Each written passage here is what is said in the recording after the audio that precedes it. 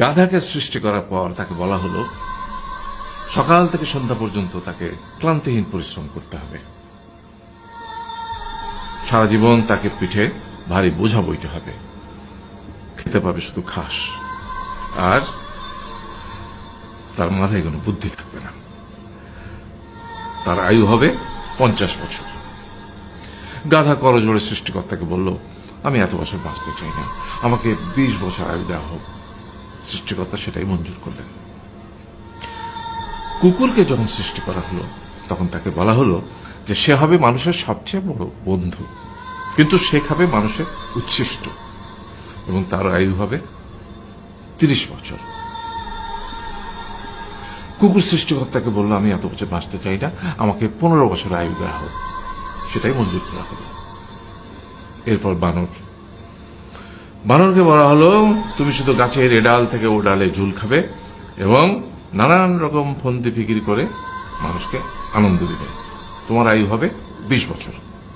মানুষ বলল, আমি 20 বছর বাঁচতে চাই না, আমাকে 10 বছর দেওয়া হোক। সেটাই মঞ্জুর করা হলো। এবার এলো পুরুষ মানুষের পালা। তাকে বলা হলো যে তুমি হলে প্রাণীকুলের মধ্যে সবচেয়ে বিচক্ষণ এবং বুদ্ধিমান, সেই জন্য তোমাকে প্রাণীদের শিরোমণি করা হলো এবং তোমার আয়ু হবে 20 বছর। তখন পুরুষ মানুষ বলল, করজোড়ে বলল সৃষ্টিকর্তাকে যে 20 বছর আয়ু অত্যন্ত কম, হে প্রভু, আমাকে ওই গাধার সে যে 30 বছর আয়ু চায়নি সেটা আমাকে দেয়া হোক, ওই যে কুকুর 15 বছর ফিরিয়ে দিয়েছিল সেটাও আমাকে দেয়া হোক, আর যে বানর 10 বছর নেয়নি সেটাও আমাকে দেয়া হোক।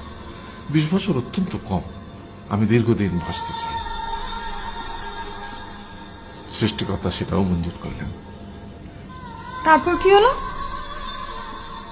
সেই থেকে ছেলেরা পুরুষ মানুষ হিসেবে বাঁচে 20 বছর, তারপরের 30 বছর সংসারের বোঝা পিঠে করে বয়ে বেড়ায়, সেটা কার মতো? গাধার মতো। তারপরের 15 বছর সে তার ছেলে মেয়েরা যা দেয় সেই রকম ঠিক কুকুরের মতো উচ্ছিষ্ট খেয়ে বাঁচে।